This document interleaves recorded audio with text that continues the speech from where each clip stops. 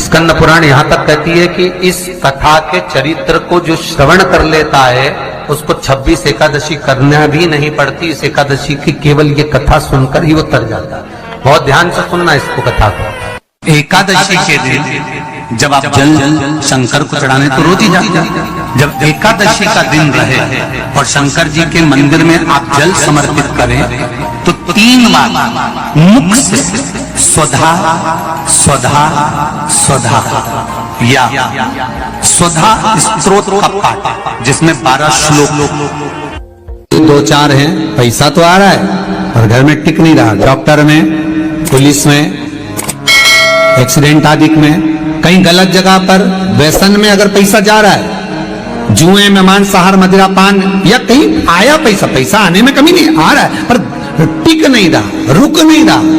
कोई मांगने आ गया, दे दिया, फिर वहां से अपने पास नहीं आ रहा, अपन कह रहे हैं भैया हमारा पैसा लौटा दो, नहीं आ रहा। तो महाराज शिव महापुराण की कथा कहती है एकादशी के दिन गंगा के जल में मात्र 7 बेलपत्री डालकर जो नंदीश्वर भगवान अर्थात जो शंकर जी के शिवलिंग के सामने नंदी होता है, उस नंदी के चरण पर गंगा का जल चढ़ाकर बेलपत्री शिव पर समर्पित कर देता है, उसके घर में रुपया रुकना चालू हो जाता है। फिर वो गलत जगह पर नहीं जाता, गलत स्थान पर वो धन जाएगा ही नहीं। तूने मांग तुझे क्या चाहिए? एकादशी ने भगवान विष्णु से कहा, नाथ प्रभु वर दे दो, मृत्यु लोक में जो मनुष्य मेरा व्रत करेगा, चाहे जलचर, थलचर, वायुचर या सांसारिक मनुष्य, मेरा अगर एकादशी का व्रत करेगा प्रभु, उसके यहां धन धान्य वैभव सुख संपदा बढ़ेगी और उस जीवात्मा को नरक नहीं भोगना पड़ेगा, सीधे वैकुंठ का उसको वास मिलेगा। जब जीव आत्मा को लेकर चला जाएगा, यम के दूत जब बंदी बनाकर ले जा रहे होंगे उस जीवात्मा को जिसके प्राण छूटे होंगे, यम के दूत जब बंदी बनाकर ले जा रहे होंगे, तब मुझे वर दो कि मैं इसका हाथ पकड़कर बेतन्नी से पार उतार कर सारे नरकों से निकालती हुई आपके धाम में लेकर आऊं। भगवान ने वर दे दिया, तथास्तु। हे एकादशी सुनो, मृत्यु लोक का मनुष्य अन्न का त्याग कर कर, क्योंकि अन्न में एकादशी के दिन पाप पुरुष रहता है, अन्न का त्याग कर कर एकादशी के दिन जो मनुष्य तुम्हारा व्रत धारण करेगा, उस व्रत को करेगा और उस व्रत को धारण करेगा, उसकी मनोकामना पूर्ण होकर वो मेरे ही धाम को जाएगा। ये तो हुआ एकादशी के जन्म की कथा। एकादशी के दिन गंगा के जल में मात्र 7 बेलपत्री डालकर जो नंदीश्वर भगवान अर्थात जो शंकर जी के शिवलिंग के सामने नंदी होता है, उस नंदी के चरण पर गंगा का जल चढ़ाकर बेलपत्री शिव पर समर्पित कर देता है, उसके घर में रुपया रुकना चालू हो जाता है। फिर वो गलत जगह पर नहीं जाता, गलत स्थान पर वो धन जाएगा ही नहीं। बेटा अगर व्यसन में पड़ा हुआ है, मदिरा पान में पड़ा हुआ है, मांसाहार में, जुए आदि में जा रहा है, तुम्हें लग रहा है कि मेरा बेटा गलत मार्ग पर जा रहा है, ये मित्र दोस्ती गलत हो रही है, वो सही जगह पर आ जाए। करना है एकादशी। कई लोग इसको धन के लिए भी करते हैं, संपदा के लिए। संपदा के लिए अर्थात जिसका व्यापार नहीं चलता, जिसके घर में पैसा नहीं आता, या नौकरी नहीं लग रही, या सर्विस नहीं लग रही, आप अप्लाई कर रहे हो, जगह जगह जाकर इंटरव्यू भी दे रहे हो और पैसा नहीं आता, तो उसके लिए प्रयास किया जाता है। पर उसके लिए यहाँ पर जो धन के लिए करते हैं, उसके लिए विष्णुपदी के लिए करते हैं। मतलब जैसे गंगा के जल में तुलसी के 11 पत्ते डाले जाते हैं और उसको किसी भी नारायण के मंदिर में राम कृष्ण शिव शंकर नहीं, राम कृष्ण भगवान विष्णु दत्त आदि जितने नारायण के मंदिर हैं, उस मंदिर में किसी भी पात्र में, एक छोटे से पात्र में उसको भरकर रखी जाते हैं महाराज। उससे भी जॉब सर्विस नौकरी में सफलता प्राप्त हो जाती है। परंतु वो भी एकादशी को ही होता है। कुछ देर तक पात्र को रखा जाता है, फिर वही पात्र का जल किसी भी वृक्ष के नीचे डाल दिया जाता है, उससे भी नौकरी के लिए फायदा मिलता है। गंगा का जल कोई साधारण नहीं। दशमी, एकादशी और द्वादशी, इन 3 तिथियों पर एक रोटी में थोड़ा सा मीठा रखकर सोमक पितृ का नाम लेकर यदि गाय को खिला दिया जाता है तो अगर कोई पूर्वज प्रेत योनि में भी पड़ा हुआ होता है, भटक रहा होता है, जिसको पिंड नहीं मिला, जो अचानक मर गया होता है, अधोगति में चले गया होता है, उस जीव की मुक्ति दशमी, एकादशी और द्वादशी, ये 3 दिन सोमक पितृ का नाम लेकर रोटी में, पूरी में मीठा रखकर अगर गाय को खिला दिया जाता है ये 3 दिन तक, तो वो पितृ कभी भटकते नहीं है, उनको मुक्ति प्राप्त हो जाती है, मोक्ष में। नहीं, एकादशी है कौन? क्यों इसकी इतनी प्रधानता है? क्यों इसकी पुण्यता है? ऐसा क्या है एकादशी में जो इसकी पुण्यता मानी जाए? कौन है ये जो भगवान नारायण तक एकादशी का व्रत करते हैं? सुभद्रा जी को भगवान जगन्नाथ ने, जगदीश ने एकादशी का व्रत कराया था। बद्रीनारायण भगवान को माता लक्ष्मी ने एकादशी का व्रत कराया था। क्यों? चंद्रायण एकादशी व्रत की माता। एकादशी है कौन? तो कहा जिसको व्रत करने पर भगवान नारायण भी जिसका व्रत करते हो, भगवान माता लक्ष्मी जिसका व्रत करती हो, वो एकादशी है कौन? तो शास्त्र वर्णन करता है महाराज, स्कंद पुराण का सुंदर चातुर्मास्य खंड के अंतर्गत वर्णन आया है महाराज। एक बार भगवान विष्णु आनंद में विराजमान थे, पद्मावती और माता लक्ष्मी दोनों उनके पास में विराजी हुई थी।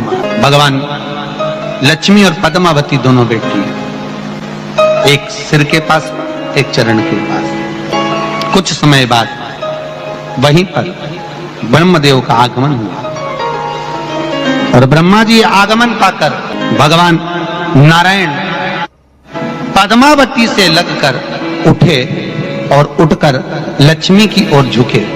झुकने पर इन तीनों के समागम से भगवान नारायण के हृदय चित्त से एक कन्या प्रकट हो गई। उस कन्या का नाम एका था। क्या नाम था? एका। अब 10 उसके गुण इतने प्रबल थे, वो 10 गुण उसके बड़े प्रबल थे कि वो एका जिसको निहारती थी उसको संपदावान बना देती थी। जिसको देख लेती थी उसके जीवन में वो आनंद की अनुभूतियां करा देती थी। एका जिस मार्ग से जाती थी उस मार्ग के द्वार खोल देती थी। एका का पुण्य इतना पुण्य प्रखर। पद्मावती और लक्ष्मी ने कहा महाराज ये बेटी आपके द्वारा निर्मित हुई है, इसका कन्यादान करना चाहिए। हमारे यहाँ हिंदू धर्म में रीति है, जिस दिन कन्यादान करा जाता है उस दिन व्रत रखा जाता है। अब आजकल रखते कि नहीं रखते हो मालूम नहीं, और कन्यादान करते समय व्रत रखा जाता है। व्रत रख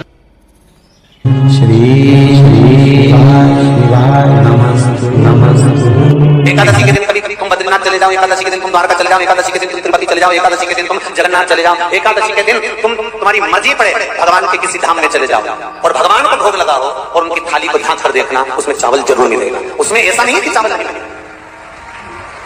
बद्री नारायण में भगवान को चावल का भोग लगा हुआ मिलेगा, द्वारका में चावल का भोग लगा हुआ मिलेगा, आपको जगन्नाथ में चावल का भोग लगा हुआ मिलेगा, तिरुपति में मिलेगा, द्वारकाधीश में मिलेगा, नाथद्वारा में मिलेगा, सांवरिया सेठ में मिलेगा, काकरोली जी में मिलेगा।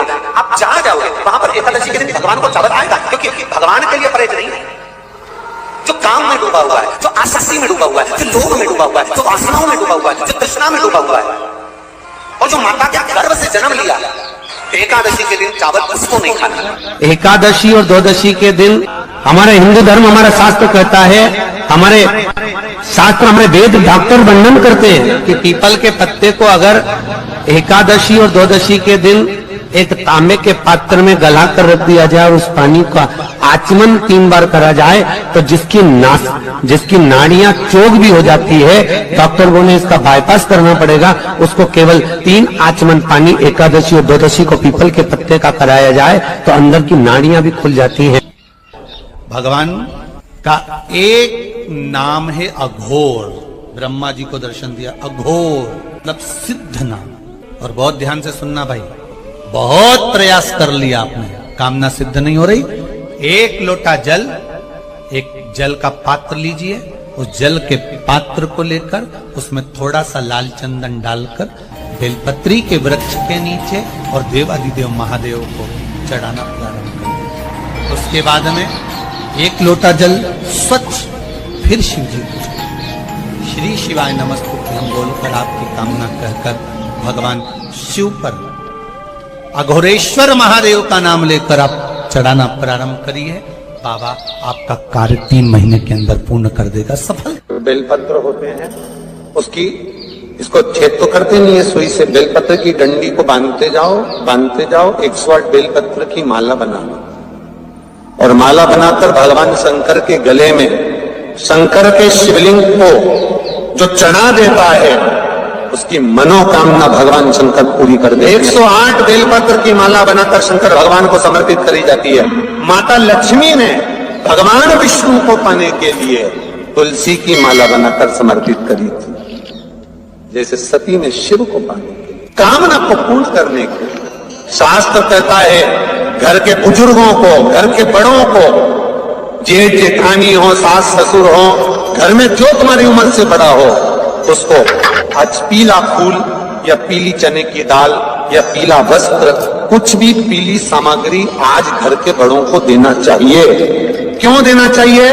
तो शिव महापुराण की कथा कहती है कि जो शुक्ल पक्षी की एकादशी के दिन पीली वस्तु का दान दे देता है, घर के किसी ब्राह्मण को देने नहीं जाना, किसी मंदिर में देने नहीं जाना, आपके ही घर में, आपके ही घर के बड़ों को किसी भी पीली चीज का दान कर सकते।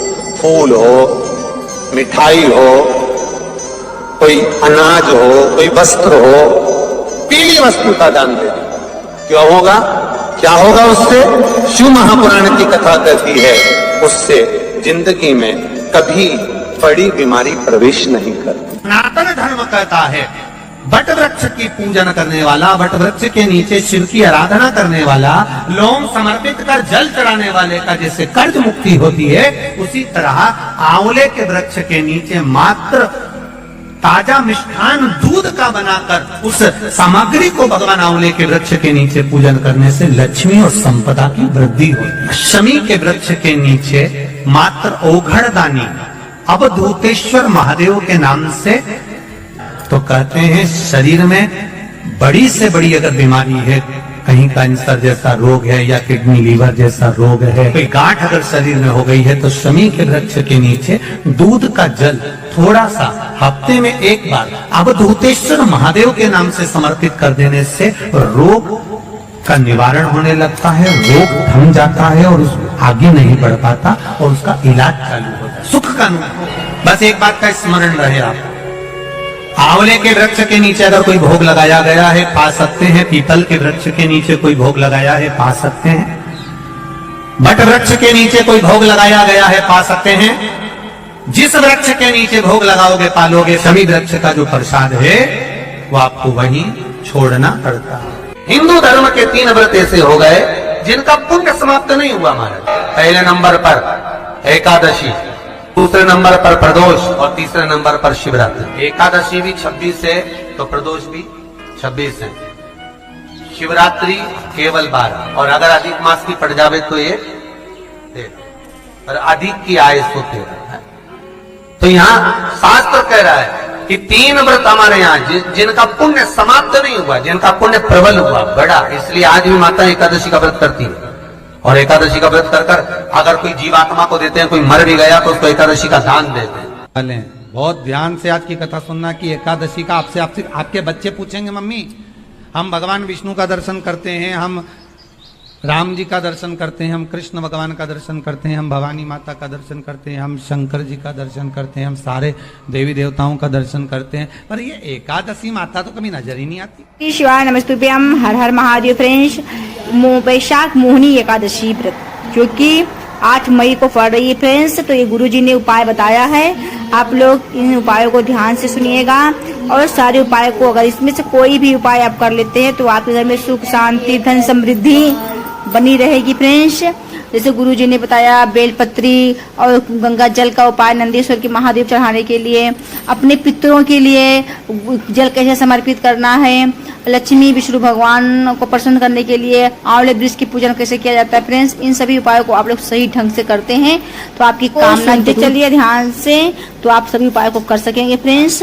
आप लोगों को वीडियो अच्छा लगा हो तो लाइक कमेंट शेयर जरूर कर दीजिएगा और चैनल को सब्सक्राइब कर लें जिससे कि वीडियो का नोटिफिकेशन आप तक पहुंच सके फ्रेंड्स। मिलते हैं नेक्स्ट के लिए। श्री शिवाय नमस्तुभ्यम, हर हर महादेव फ्रेंड्स। ऐसे आप लोग ढेर सारा प्यार और सपोर्ट करते रहिएगा फ्रेंड्स। धन्यवाद।